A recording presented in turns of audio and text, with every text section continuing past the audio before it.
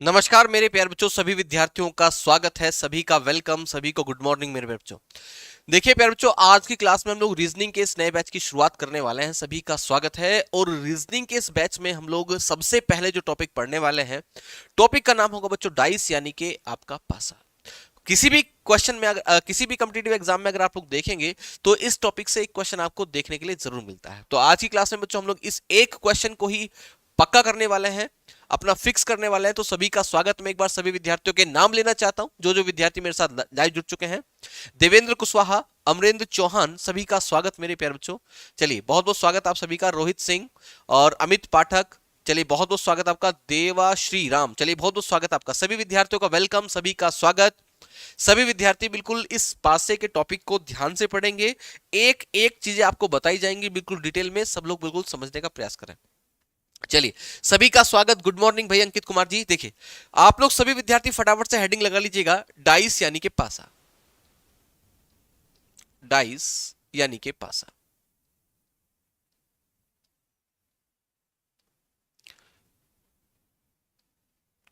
पहले आपको समझना है कि भाई पासा होता क्या है। देखिए, मैं पहले आपको डाइस का चेहरा दिखा देता हूं कि डाइस का चेहरा होता कैसा है। देखिए ध्यान से, आपको साथ के साथ कॉपी और पेन भी लेकर बैठना है, ताकि जो चीजें मैं आपको बोलूं यहां से, उन सबको आपको नोट बनाकर लिखना भी होगा। देखिए, डाइस देखने में कुछ इस प्रकार का होता है।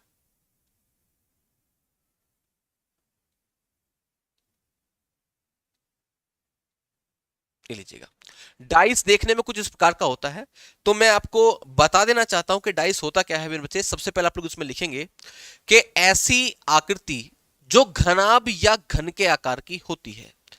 ऐसी आकृति जो घनाभ या घन के आकार की होती है क्या कहलाती है? डाइस कहलाती है, यानी कि पासा कहलाती है। ऐसी आकृति जो घन या घनाभ के जैसी दिखाई पड़ती है क्या कहलाती है मेरे बच्चे? पासा कहलाती है।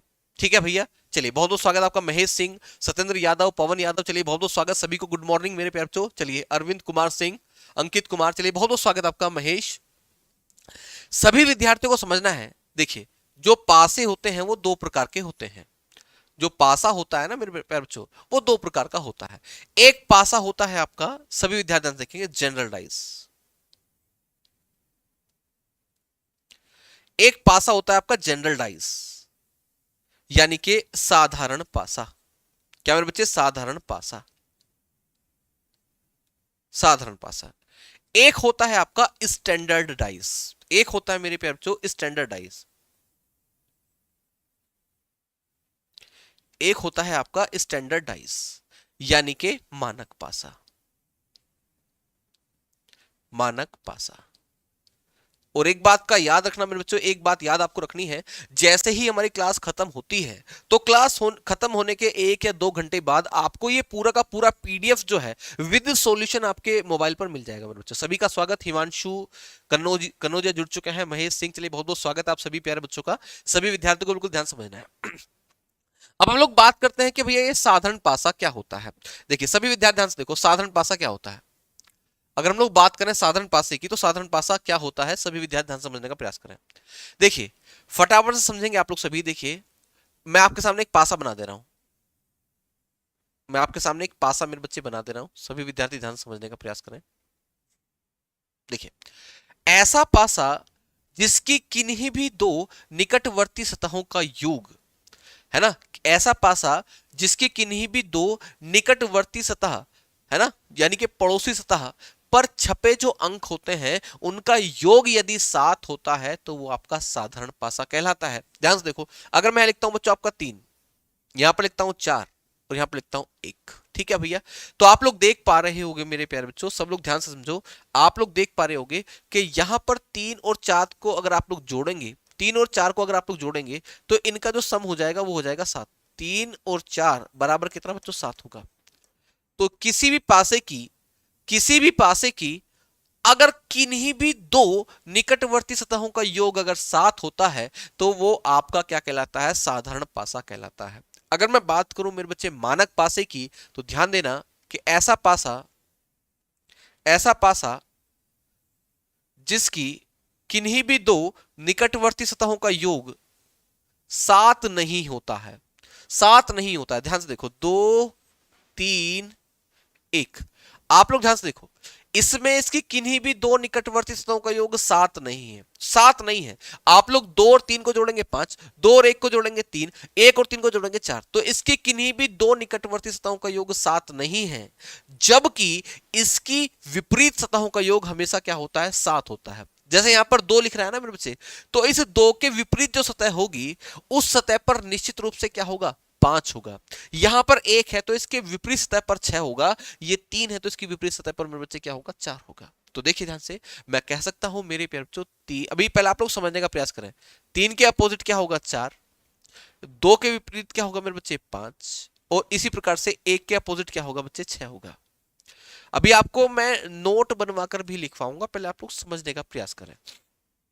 आप लोगों ने क्या समझा, देखिए आप लोगों ने समझा कि भाई ऐसा पासा जिसकी किन्हीं भी दो निकटवर्ती सतहों का योग सात नहीं होता, क्या कहलाता है, मानक पासा कहलाता है।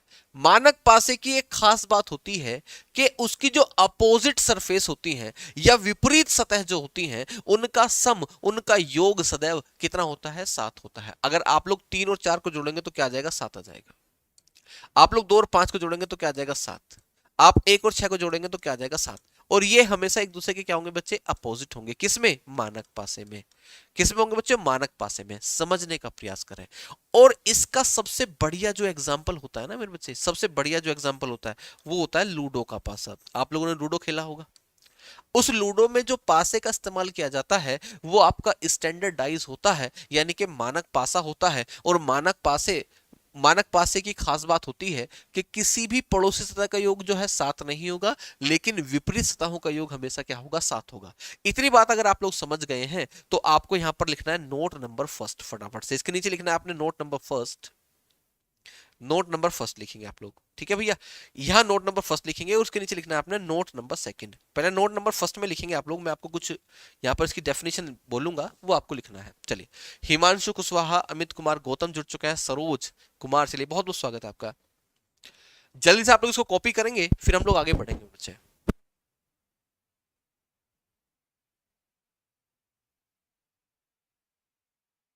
करिए कॉपी फटाफट से, मैं आपको फिर इसका एक मतलब इसकी एक्सप्लेनेशन लिखवाऊंगा, जरा फटाफट से। सभी को बिल्कुल ध्यान से समझना है मेरे मेरे प्यारे बच्चों, जल्दी से पढ़ेंगे आप लोग।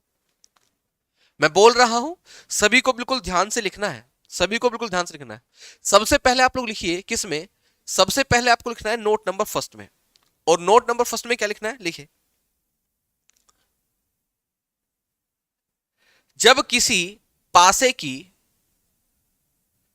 जब किसी पासे की किन्हीं दो निकटवर्ती सतहों का योग सात हो जाता है। जब किसी पासे की किन्हीं दो निकटवर्ती सतहों का योग सात हो जाता है, क्या हो जाता है मेरे बच्चे, सात हो जाता है, तो वह पासा साधारण पासा कहलाता है। तो वह पासा साधारण पासा कहलाता है। इसी में आपको पैराग्राफ चेंज करके लिखना है, इसी में पैराग्राफ चेंज करके आपको नीचे लिखना है मेरे बच्चे। इसी में पैराग्राफ चेंज करेंगे और लिखेंगे नीचे, यदि किसी पासे की सतहों पर यदि किसी पासे की सतहों पर अंग्रेजी वर्णमाला का कोई अक्षर अंग्रेजी वर्णमाला का कोई अक्षर या कोई चिन्ह अंकित है या कोई चिन्ह अंकित है, तो भी वह पासा साधारण पासा ही माना जाता है। तो भी वह पासा साधारण पासा ही माना जाता है। तो भी वह पासा साधारण पासा माना जाता है। याद रखना, तो भी वह पासा साधारण पासा माना जाता है। ठीक है भैया, ये दोनों नोट्स आप लोगों ने लिख लिए होंगे यहां पर। अब आप लोग आएंगे नोट नंबर सेकंड में। नोट नंबर सेकंड में आपको लिखना है फटाफट से। नोट नंबर सेकंड में लिखेंगे आप लोग मेरे प्यारे बच्चों, जल्दी से फटाफट। देखिए नोट नंबर सेकंड, जब किसी पासे की जब किसी पासे की किन्हीं दो निकटवर्ती सतहों का योग किन्हीं दो निकटवर्ती सतहों का योग 7 नहीं होता है, किन्हीं दो निकटवर्ती सतहों का योग 7 नहीं होता है,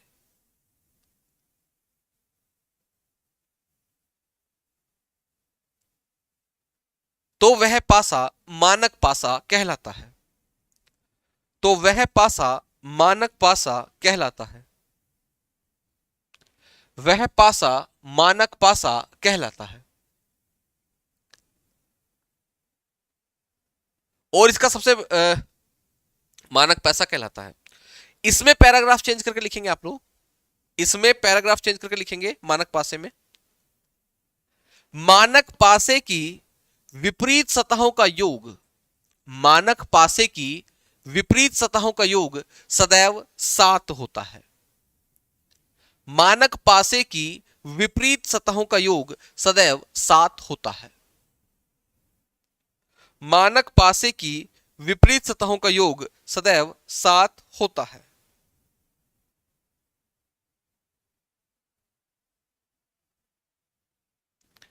ठीक है भाई, समझे आप लोग मेरी बात को? चलिए, अब ये आप लोगों ने उतार ही लिया होगा, बना लिया होगा स्ट्रक्चर, हम लोग यहां से आगे बढ़ेंगे मेरे बच्चों। ठीक है, सभी को बिल्कुल ध्यान से देखना है। चलिए, सभी विद्यार्थी ध्यान से समझेंगे भाई। अब देखिए हम कुछ एग्जांपल्स करेंगे, सभी को फटाफट से उन क्वेश्चंस के आंसर करने हैं मेरे प्यारे बच्चों। मैं देखना चाहता हूं किसको समझ में आया, किसको समझ में नहीं आया। चलिए, पहला question, question number first, question number first, आपको साधारण पासा बताना है इसमें कि भैया साधारण पासा कौन सा होगा, या मैं जो भी पूछूंगा आपको बताना। चलिए, 5 2 1, ये आपका ए हो जाएगा, पहला पासा।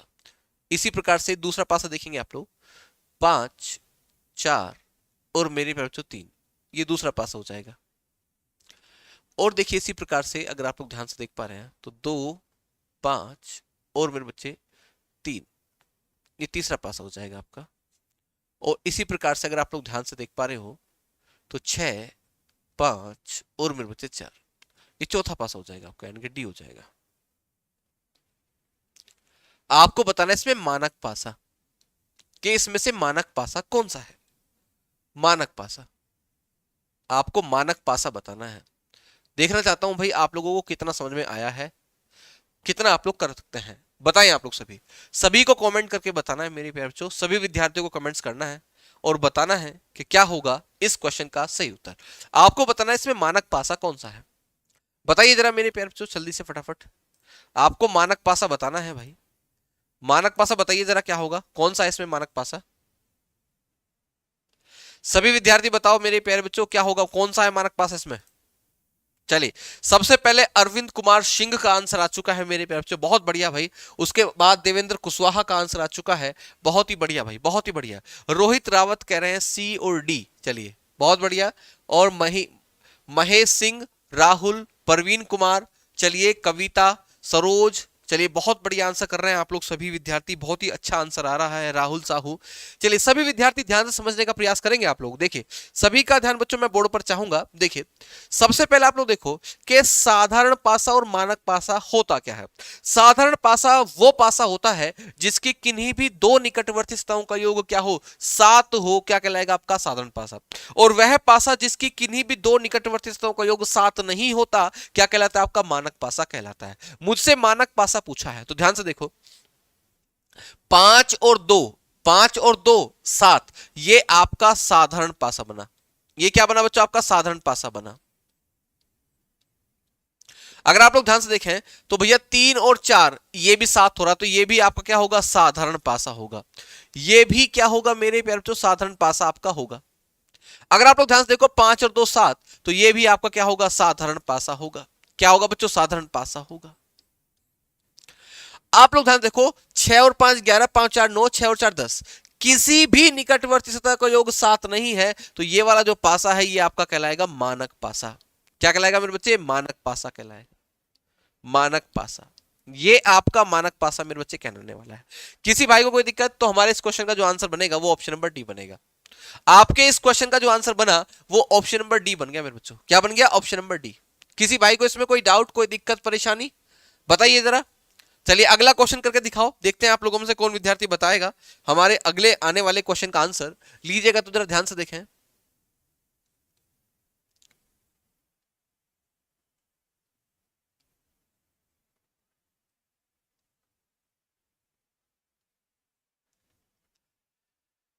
5 6 3, 6 1 2, 1 3 और 4, 6 1 5। ऑप्शन नंबर ए, पासा नंबर बी, पासा नंबर सी, पासा नंबर डी। आपको बताना कि साधारण पासा कौन सा है। बताओ साधारण पासा कौन सा है। साधारण पासा बताओ जल्दी से फटाफट, साधारण पासा कौन सा है। अब की बार अमिंद्र चौहान जी साधारण पासा बताना है मेरे बच्चे। साधारण पासा कौन सा है, इसमें साधारण पासा कौन सा है, जरा बताएं आप लोग सभी। सभी को बताना भैया साधारण पासा कौन सा है। सभी विद्यार्थी बताओ साधारण पासा कौन सा है। साधारण पासा कौन सा है। साधारण पासा जल्दी से बताओ, साधारण पासा। क्या बात है, बहुत बढ़िया। साधारण पासा, बहुत ही बढ़िया, बहुत ही बढ़िया। चलिए ध्यान से देखो। अरे मेरे भैया साधारण पासे का मतलब होता है जिसकी निकटवर्ती सतहों का योग क्या हो, 7 हो। आप लोग ध्यान से देखो, यहां पर 7 हो रहा है, ये 7 है। अगर आप लोग ध्यान से देखो तो ये 7 है, और ध्यान से देखो तो बच्चों ये भी 7 है। तो आपका जो साधारण पासे है वो है 3। कौन कौन से? एक तो बी है, एक तो क्या है सी है, और एक तो क्या बच्चों डी है। तो आपको एग्जाम में जो ऑप्शन देगा वो जरूरी नहीं कि एक ही पासा हो, वो एक से ज्यादा भी हो सकता है, वो एक से ज्यादा भी हो सकते हैं। तो आपके क्वेश्चन का आंसर होगा B C D. B C D. एक क्वेश्चन का और आंसर बताइएगा, देखते हैं कौन बताएगा मेरे प्यारे बच्चों। अगला क्वेश्चन देखिए तो जरा।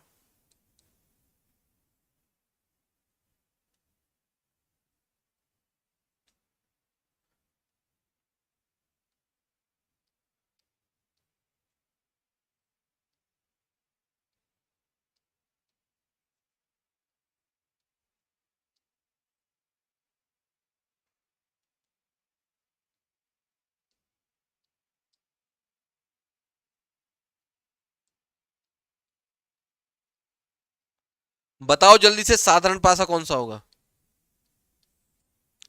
साधारण पासा आपको बताना है कौन सा होगा साधारण पासा, करके बताओ जल्दी से फटाफट।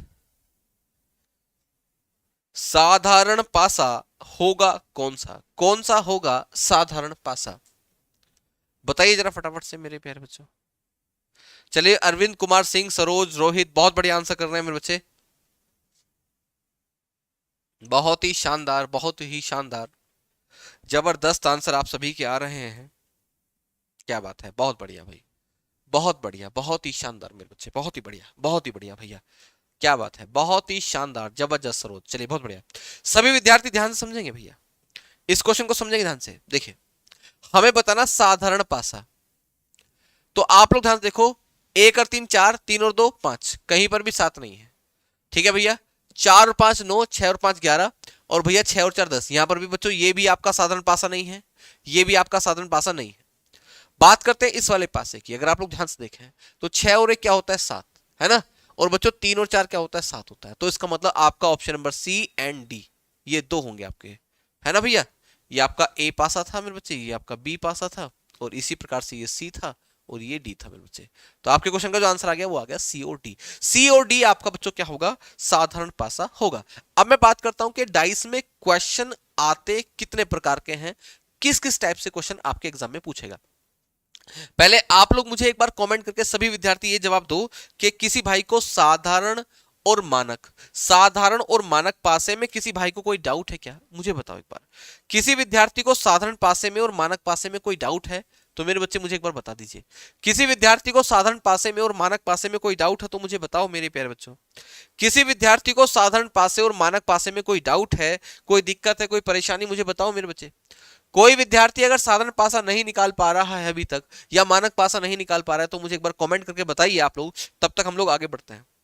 हम लोग बात करते हैं मेरे बच्चे के इस डाइस के टॉपिक में कितने टाइप के क्वेश्चन आप लोगों से पूछेगा वो। ठीक है भैया, सब लोग ध्यान से देखो।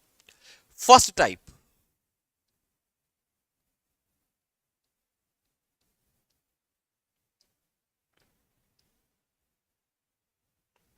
है ना भाई, सब लोग ध्यान से देखो।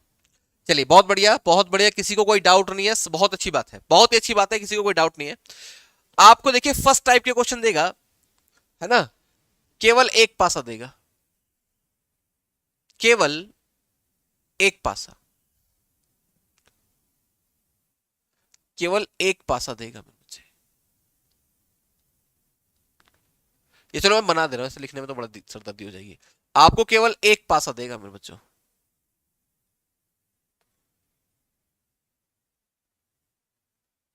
आपको केवल एक पासा देगा। ठीक है भैया, सेकंड टाइप में चलते हैं। सेकंड टाइप,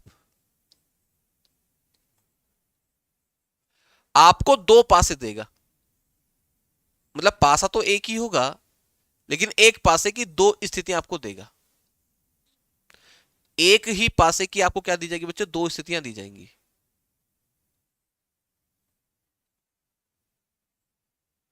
एक ही पासे की दो स्थितियां आपको देगा। अब ये जो टाइप है ना मेरे बच्चे आपकी, सब लोग ध्यान से देखिएगा, जो टाइप नंबर सेकंड जो है ये सबसे ज्यादा इंपॉर्टेंट है, याद रखना। ये आगे चलकर तीन भागों में डिवाइड होगी, है ना, तीन भागों में क्या होगी बच्चों, डिवाइड होगी। जिस विद्यार्थी ने इस वाली टाइप को सही से समझ लिया ना, तो बच्चे उसका डाइस जो है वो खत्म हो जाता है। सब लोग ध्यान समझेंगे। जो सेकंड टाइप है उसमें एक ही पासे की दो स्थितियां आपको गिवन होंगी, एक ही पासे की दो स्थितियां वो आपको देगा। अब दो स्थितियों में आपको कितने टाइप के और क्वेश्चन पूछेगा, ध्यान देखिए। यहां पर आपके तीन टाइप के क्वेश्चन बनते हैं, पहला, दूसरा और मेरे बच्चे तीसरा। यहां पर क्या होगा फर्स्ट टाइप में, जब आपको किसी एक ही पासे की दो स्थितियां दे रखी हो, एक ही पासे की अगर दो स्थितियां आपको दे रखी हैं और उन दोनों स्थितियों में केवल एक अंक कॉमन है, केवल केवल एक अंक कॉमन, केवल एक अंक कॉमन होगा। अंक हो सकता है, सिंबल हो सकता है, चिन्ह हो सकता है, कोई भी ना, एक अंक कॉमन, केवल एक अंक कॉमन। दूसरे में क्या होगा, केवल यहां पर एक अंक कॉमन है तो यहां पर हो जाएंगे दो अंक कॉमन। ठीक है मेरे बच्चे, और तीसरे में आएगा कोई अंक कॉमन नहीं, कोई भी अंक, कोई भी अंक कॉमन नहीं, कोई भी अंक कॉमन नहीं होगा। ठीक है भैया, देखिए जो सेकंड टाइप है, सेकंड टाइप तीन भागों में टूटी, तो उसमें पहले टाइप बनेगी बच्चा आपकी केवल एक अंक कॉमन, केवल दो अंक कॉमन और कोई भी अंक कॉमन ना हो। ऐसा नहीं हो सकता कि भैया किसी एक ही पासे की दो स्थितियां आपको दे रखी हो और उसमें तीन अंक कॉमन हो, तीन अंक कभी भी कॉमन नहीं हो सकते। अगर तीन अंक कॉमन हो जाएंगे तो बच्चों वो पासा क्या हो जाएगा, बिल्कुल कॉपी हो जाएगा, बिल्कुल। ठीक है ना, चलिए बात करते हैं थर्ड टाइप की। थर्ड टाइप, थर्ड टाइप में होगा क्या, देखिए थर्ड टाइप में क्या होगा, आपको दो से ज्यादा स्थितियां देगा, दो से ज्यादा स्थिति देगा।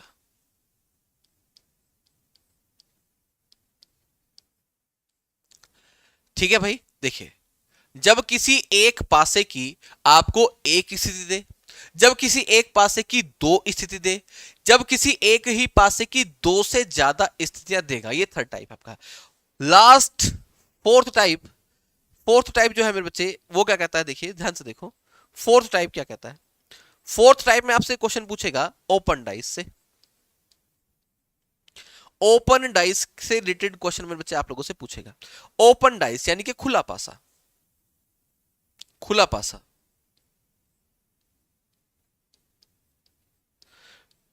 डाइस के अंदर सिर्फ ये दो ही टाइप जो है इंपॉर्टेंट है। पहली टाइप बच्चों आपकी थर्ड और दूसरी बच्चों आपकी फोर्थ, ये दोनों मोस्ट इंपॉर्टेंट हैं, इस पर ज्यादा फोकस रखना है। अगर आप लोग ध्यान समझेंगे, सर आवाज आगे चल रही है,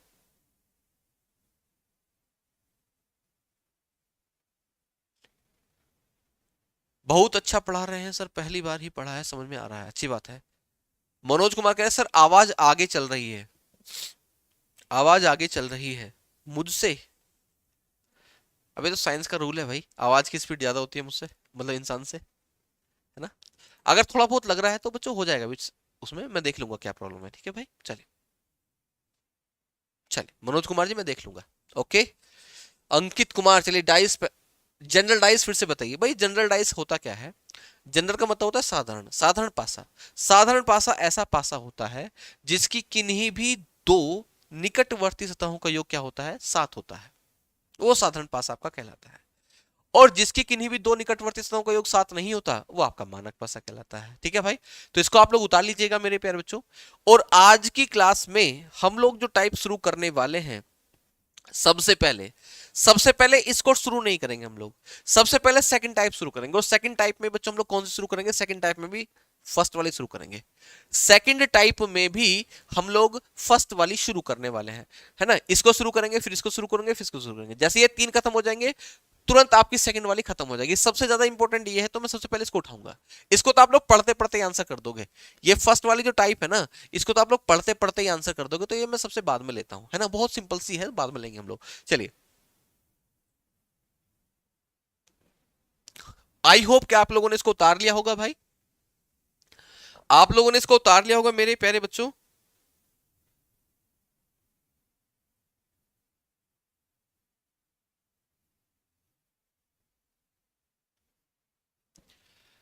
उतार लिया तो मैं आगे बढ़ रहा हूं मेरे बच्चे, सब लोग ध्यान से देखो, आगे बढ़ते हैं। अब मैं आपको दो चीजों के बारे में बता रहा हूं। देखिए, दो प्रकार की दिशाओं के बारे में बता रहा हूं, दिशा दो प्रकार की होंगी यहां पर हमारी, यहां पर दक्षिण पूर्व नहीं होगा मेरे बच्चे। यहां पर आपकी दो दिशाओं के बारे में मैं बता देना चाहता हूं, सब लोग ध्यान से समझना, बहुत इंपॉर्टेंट है दिशा यानी कि डायरेक्शन। एक दिशा होगी बच्चों आपकी, ध्यान से समझना मेरे बच्चे, एक दिशा होती है आपकी दक्षिणावर्त,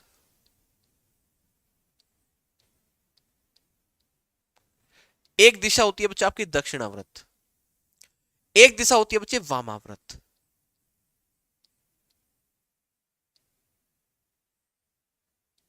ठीक है भाई, सब लोग ध्यान से समझना।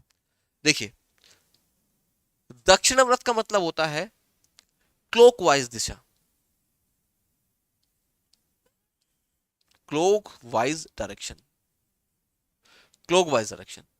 और वामाव्रत का मतलब होता है एंटी क्लॉकवाइज डायरेक्शन,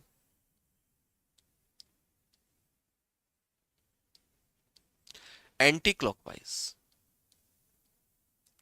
अब देखो यहां पर क्लॉकवाइज का मतलब यह है कि वह दिशा जिस दिशा में घड़ी की सुइयां घूमती हैं। घड़ी की सुइयां किस दिशा में घूमती है बच्चों, इस दिशा में घूमती है। घड़ी की दिशा, घड़ी की जो सुइयां हैं, घड़ी की जो सुइयां हैं वो किस दिशा में घूमती है बच्चों, इस दिशा में घूमती है। और वामाव्रत यानी कि एंटी क्लॉकवाइज, एंटी क्लॉकवाइज वो डायरेक्शन होगी जिस घड़ी की सुइयों के विपरीत दिशा, घड़ी की सुइयों के विपरीत दिशा। ठीक है भैया, अरे बातें क्लियर हैं मेरे बच्चे। यहां पर आपको दक्षिण पूर्व ये याद करने की जरूरत नहीं है, पूर्व दक्षिण ये सब हम जो है डायरेक्शन टेस्ट में पढ़ेंगे मेरे बच्चों, वो सब हम बातें किसमें पढ़ेंगे, डायरेक्शन टेस्ट के टॉपिक में पढ़ने वाला है। फिलहाल आप लोग इसको समझेगा, दिशा जो है वो दो प्रकार की होती है, एक होती है दक्षिणाव्रत, एक होती है बच्चे वामाव्रत। एक होती है बच्चे आपकी दक्षिणाव्रत, एक होती है बच्चे आपकी वामाव्रत, ठीक है, याद रखना, है ना। क्लॉकवाइज और एंटी क्लॉकवाइज, क्लॉकवाइज यानी कि घड़ी की दिशा में घूमना, एंटी क्लॉकवाइज यानी कि घड़ी की विपरीत दिशा में घूमना। कोई डाउट मेरे बच्चे किसी को, अमित कुमार गौतम, सरोज, किसी को कोई डाउट इस क्वेश्चन में।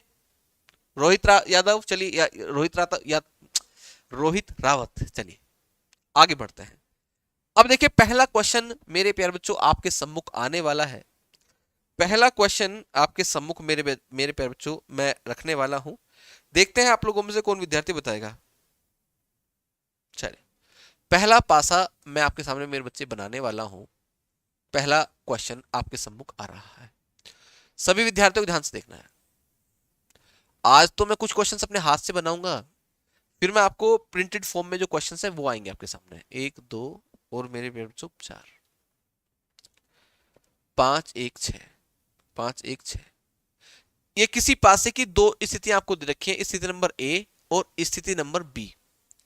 एक पासे की दो स्थितियां आपको गिवन है मेरे प्यारे बच्चों।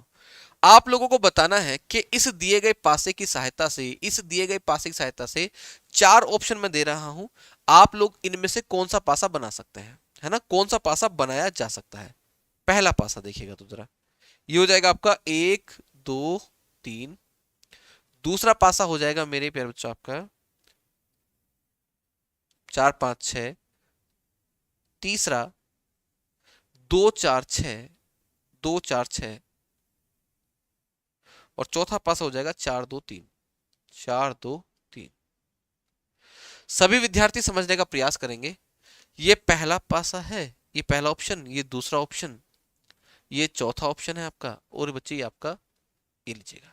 सभी विद्यार्थी ध्यान से समझने का प्रयास कर रहे हैं। क्वेश्चन है क्या, क्या कह रहा है क्वेश्चन? क्वेश्चन में कहा गया कि एक पासे की 2 स्थितियां आपको गिवन है, इस पासे की सहायता से इन 4 पासों में से कौन सा पासा बनाया जा सकता है। इस पासे की सहायता से इन चारों ऑप्शन में से कौन सा पासा बनाया जा सकता है, ये आप लोगों से क्वेश्चन में पूछा गया है मेरे प्यारे बच्चों। ठीक है भाई, तो एक बार देखिए, पहला क्वेश्चन है तो मैं आपको करा के दिखाता हूं, उसके बाद आप लोग मेरे बच्चे प्रयास करेंगे।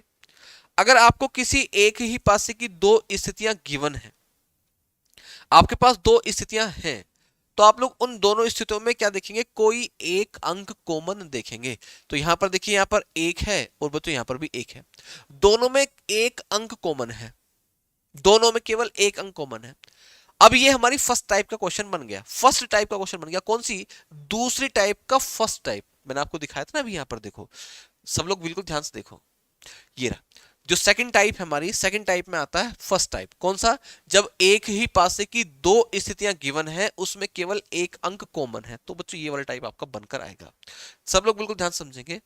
ठीक है भाई, देखिए ध्यान से, यहां पर एक पासे की 2 स्थितियां आपको गिवन है, दोनों में केवल एक अंक कॉमन है, तो आप लोग क्या करेंगे, कॉमन अंक को बच्चों यहां पर लिख लेंगे इस तरह से, एक, है ना, ये एक इस वाले पासे का है, ये एक इस वाले पासे का है, और इस कॉमन को पकड़कर आपको घड़ी की दिशा में यानी कि क्लॉकवाइज घूमना शुरू कर देना है। जैसे हम लोग क्लॉकवाइज घूमेंगे तो पहले हमें कौन मिलेगा, 2 मिलेगा, तो हम लोग बच्चों इसके सामने एरो लगाकर क्या लगा देंगे, 2 लिख देंगे। फिर यहां से क्लॉकवाइज घूमेंगे तो क्या मिलेगा बच्चों, 4 मिलेगा, तो मैं बच्चों यहां कोमा लगाकर क्या लिख दूं, यहां पर जो है एरो लगाकर क्या लिख दूंगा, 4 लिख दूंगा मेरे प्यारे बच्चों, क्या लिख दूंगा, 4 लिख दूंगा। फिर सेम काम मुझे यहां से करना है, यहां से क्लॉकवाइज घूमेंगे तो क्या मिलेगा, 6, फिर क्या मिलेगा बच्चों आपका, 5 मिलेगा, तो मैं लिखूंगा 6 और 5, लीजिएगा, यहां पर लिखेंगे 6 और मेरे बच्चों यहां लिखूंगा मैं 5, 6 और 5, कोई डाउट किसी को नहीं होगा यहां तक। अब देखिए करना क्या है, सभी विद्यार्थी ध्यान से देखो, ये जो एक दूसरे के ऊपर आ रहे हैं ना बच्चे, ये एक दूसरे के अपोजिट हैं, ये एक दूसरे के मेरे बच्चों क्या है, अपोजिट है, ये एक दूसरे के मेरे बच्चों क्या आ गए, अपोजिट आ गए, ये एक दूसरे के अपोजिट आ गए। ठीक है ना। अब एक बात और ध्यान से देखिएगा, अब आपको ये पता लग गया कि 2 के अपोजिट 6 है, 4 के अपोजिट 5 है। अगर 2 के अपोजिट 6 और 4 के अपोजिट 5, तो मेरे प्यारे बच्चों यहां तो यहां पर 1 है, यहां पर 1 है, तो 1 के अपोजिट क्या होगा, 1 के अपोजिट वो अंक होगा, 1 के अपोजिट वो अंक होगा जो आपको ना तो यहां दिखाई दे रहा होगा और ना ही मेरे बच्चे इसमें दिखाई दे रहा होगा। तो ऐसा कौन सा अंक है जो आपको यहां दिखाई नहीं दे रहा और यहां दिखाई नहीं दे रहा, तो आप लोग कहेंगे भैया वो अंक है आपका 3, वो अंक क्या बच्चा आपका 3, तो मैं कहूंगा कि जो 3 है वो अपोजिट होगा किसके, 1 के, 1 के अपोजिट क्या बच्चे, 3 है। ठीक है भैया, 1 के अपोजिट क्या है, 3। अब आपको यहां पर एक छोटा सा नोट बनाकर लिखना है ताकि आगे के किसी भी क्वेश्चन में आपको कोई डाउट ना हो। अब एक छोटा सा नोट बनाकर लिखेंगे, नोट ये है कि 2 अपोजिट अंक कभी भी एक साथ नहीं आ सकते हैं, 2 अपोजिट अंक कभी भी एक साथ नहीं आ सकते हैं और ना ही कभी एक साथ छिप सकते हैं। 2 अपोजिट अंक ना तो कभी एक साथ आ सकते हैं और ना ही कभी एक साथ छिप सकते हैं। 2 अपोजिट अंक ना तो कभी एक साथ आ सकते हैं और ना कभी एक साथ छिप सकते हैं। चलिए इसको अमल में लाते हैं अब कि भाई है क्या ये, है ना, इसको अब अमल में लेके आते हैं मेरे बच्चे, देखते हैं भाई है क्या मैटर ये, है ना। सब लोग ध्यान से देखो, आपको ये पता लगा कि 2 के अपोजिट 6 है, 4 के अपोजिट 5 है और 3 के अपोजिट 1 है, ये कभी भी एक साथ नहीं आ सकते। 3 और 1 कभी आपको साथ में दिखाई नहीं देंगे, 2 और 6 कभी भी आपको एक साथ दिखाई नहीं देंगे, 4 और 5 कभी भी एक साथ आपको दिखाई नहीं देंगे, क्योंकि ये एक दूसरे के अपोजिट हैं, एक दूसरे के विपरीत हैं। सभी विद्यार्थी समझने का प्रयास करें। अगर आप लोग ध्यान से देखें तो यहां पर आपको 1 और 3 एक साथ दिखाई दे रहे हैं, ये दोनों एक साथ हैं, जबकि ये दोनों एक दूसरे के अपोजिट हैं। अगर ये दोनों एक दूसरे के अपोजिट है, कभी एक साथ नहीं आ सकते, तो इसका मतलब ये वाला पासा आपका आंसर कभी भी नहीं हो सकता, यानी कि इस पासे की सहायता से ये पासा कभी भी नहीं बनाया जा सकता। आप लोग आगे बढ़ेंगे। आप सबको पता है कि 4 के अपोजिट 5 है, 4 के अपोजिट अगर बच्चे 5 है तो कभी भी एक साथ नहीं आ सकते, तो ये वाला भी बच्चों क्या हो जाएगा, गलत, क्योंकि इसमें 4 और 5 एक साथ दिखाई आपको दे रहा है। आगे बढ़ेंगे मेरे बच्चे। सबको पता है कि 2 के अपोजिट 6 है, यहां पर 2 और 6 एक साथ आपको दे रखा, तो बच्चों ये भी कभी भी आपका आंसर नहीं हो सकता। बात करेंगे ऑप्शन नंबर डी की, तो देखिए यहां पर अगर 2 है, 2 के अपोजिट क्या है बच्चों 4, तो यहां पर 2 के अपोजिट क्या है बच्चों 6, 6 यहां पर आपको दिखाई नहीं देगा। इसी प्रकार से यहां 4 दिखाई दे रहा है, तो 4 के अपोजिट क्या है 5, 5 यहां पर आपको दिखाई नहीं देगा। इसी प्रकार से यहां पर 3 आ रखा है बच्चे, 3 के अपोजिट क्या है बच्चों 1, 1 यहां पर आपको दिखाई नहीं देगा। तो आपके क्वेश्चन का आंसर ये होगा, यानी कि मैं कह सकता हूं कि इस पासे की सहायता से इन चारों ऑप्शन में से ये वाला पासा बनाया जा सकता है। तो ये आपके क्वेश्चन का आंसर होगा। जल्दी से एक बार कमेंट करके बताइए समझ में आया कि नहीं। एक बार जल्दी से कमेंट करके बताओ मेरे प्यारे बच्चों, समझ में आया या नहीं आया। जल्दी से मुझे बताओ मेरे प्यारे बच्चों, आपको ये बात समझ में आई या नहीं आई।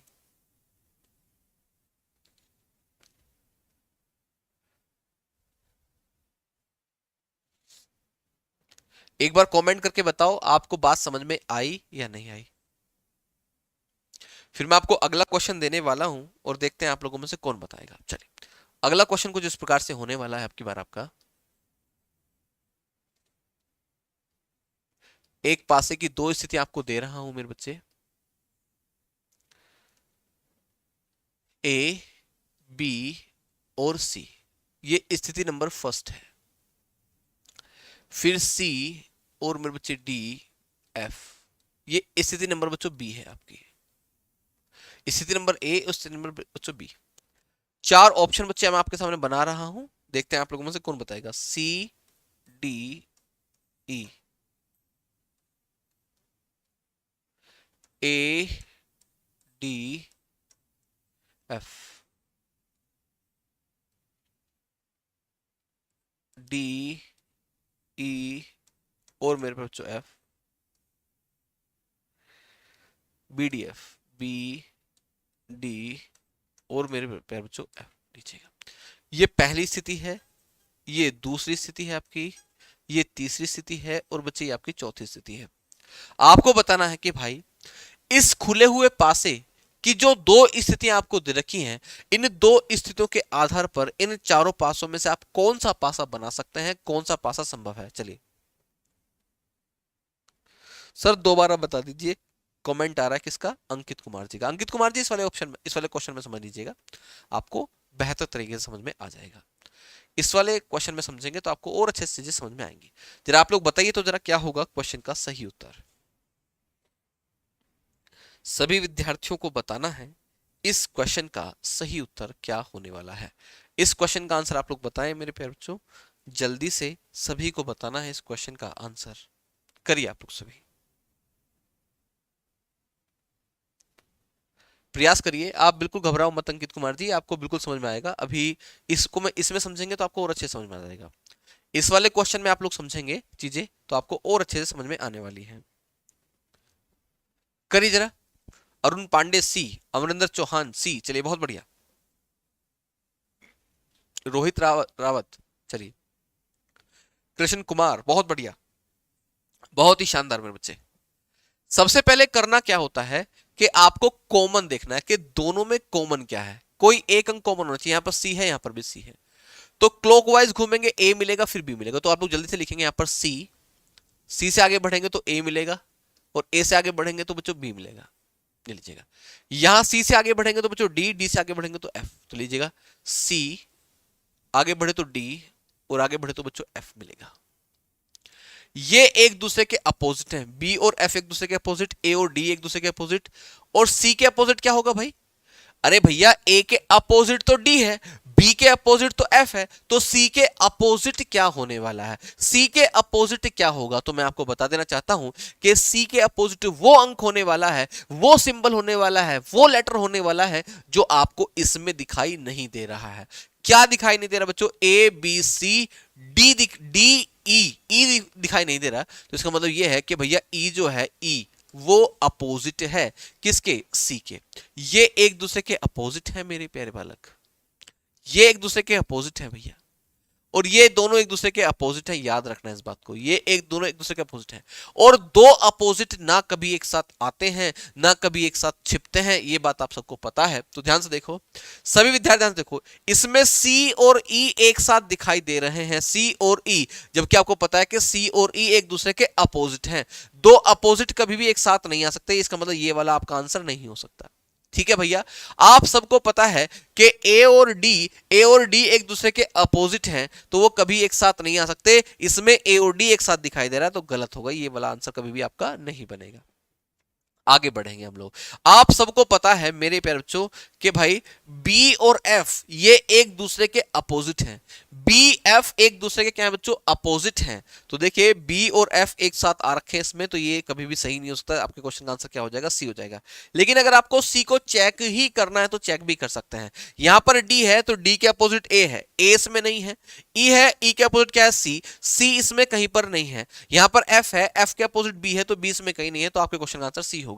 एक बार फिर से मुझे कमेंट करके बताइए क्या आपको समझ में आई बातें, क्या आपको ये बात समझ में आई मेरे प्यारे बच्चों, मुझे बताओ। आप लोग सभी सभी विद्यार्थियों को बताना कि आपको ये बात समझ में आई है, जल्द से मुझे बताओ मेरे प्यारे बच्चों, क्या आपको ये क्वेश्चन समझ में आया, क्या आप लोगों ने समझा इन बातों को, बताइए एक बार मुझे कमेंट करके मेरे बच्चे।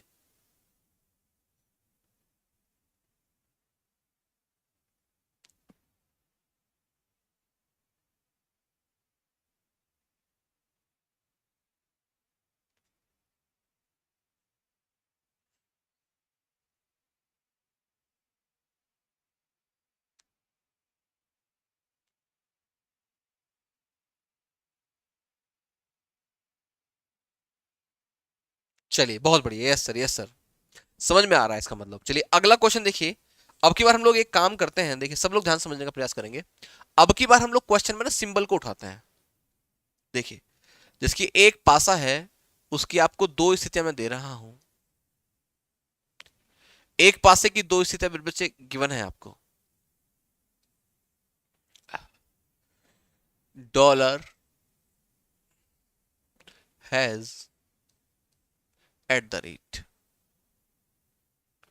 हैज परसेंटेज, और भैया ट्राइंगल। ये एक पासे की दो स्थिति आपके पास है। ठीक है भाई, समझने का प्रयास करेंगे आप लोग। अब देखिए आपको ऑप्शन भी मैं फटाफट से दे देता हूं, चार ऑप्शन है, आपको बताना कि इन चारों ऑप्शन में से कौन सा पासा बनाया जा सकता है। ठीक है भैया, ये पहला ऑप्शन हो जाएगा आपका, दूसरा मेरे बच्चों, तीसरा और चौथा। चार में से कौन सा ऑप्शन होगा, हैज, कॉपीराइट, और मेरे बच्चे परसेंटेज, ट्राइंगल, डॉलर और at the rate. At the rate, copyright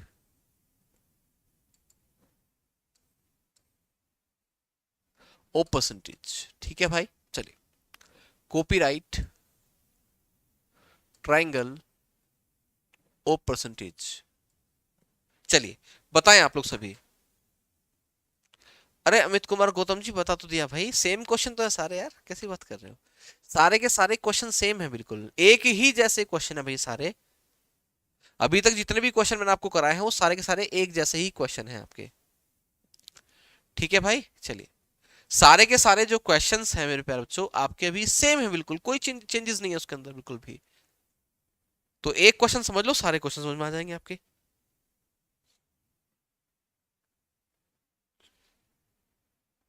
चलिए बताइए जरा फटाफट से। रोहित सिंह, बहुत बढ़िया भाई रोहित। अरुण पांडे, करिए प्रयास।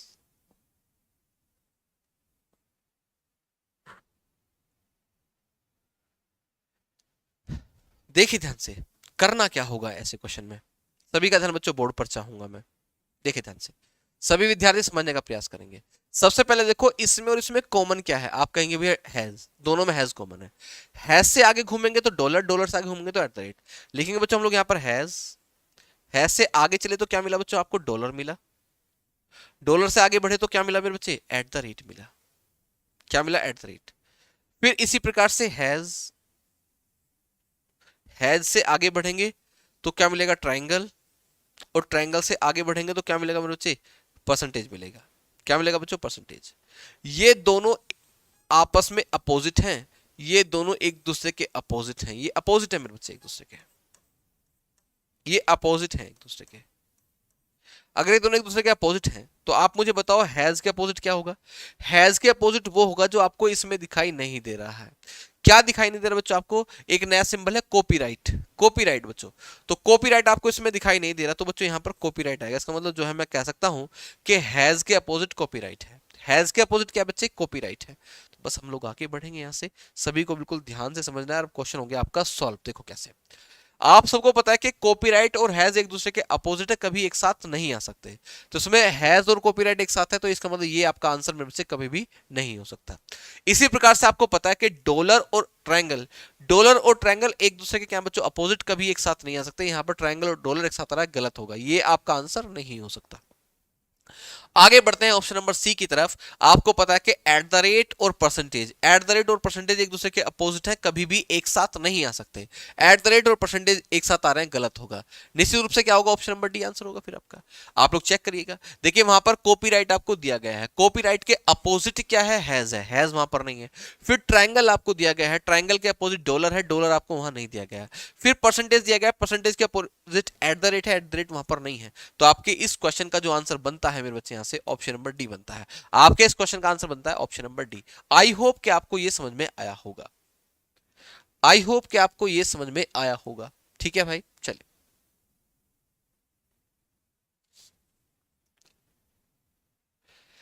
मुझे बताइए प्यारे बच्चों, आपको जो बातें मैंने आज समझाई हैं वो समझ में आई कि नहीं आई। क्योंकि आज की क्लास का समय जो है इतना ही रहेगा हमारा। ठीक है भाई, आज की क्लास का जो टाइमिंग है वो हमारा इतना ही रहने वाला है। एक बार मुझे कमेंट करके बताइए आप लोग सभी विद्यार्थी कि जो भी बातें मैंने आपको समझाई हैं क्या वो आप सभी को समझ में आ गई। जितनी भी बातें मैंने आपको समझाई हैं क्या आप लोग उस बातों को समझ पाए सभी विद्यार्थी। एक बार कमेंट करके बताइए यस और नो में, क्या आप लोग सभी विद्यार्थी ये सारी बातों को समझ पाए मेरे प्यारे बच्चों। मुझे एक बार कमेंट करके बताएं आप लोग सभी।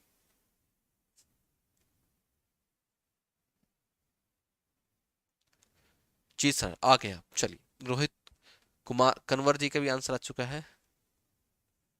देवेंद्र कुशवाहा, पवन यादव, अमृत चौहान, चलिए बहुत बढ़िया। तो आपकी क्लास जो है वो रोजाना 10 बजे चला करेगी मेरे बच्चे, आप लोग कल प्रैक्टिस करके आइए अच्छे से। और अब हम लोग आगे क्लास को कल कंटिन्यू करेंगे, तब तक के लिए all the best, take care मेरे बच्चे।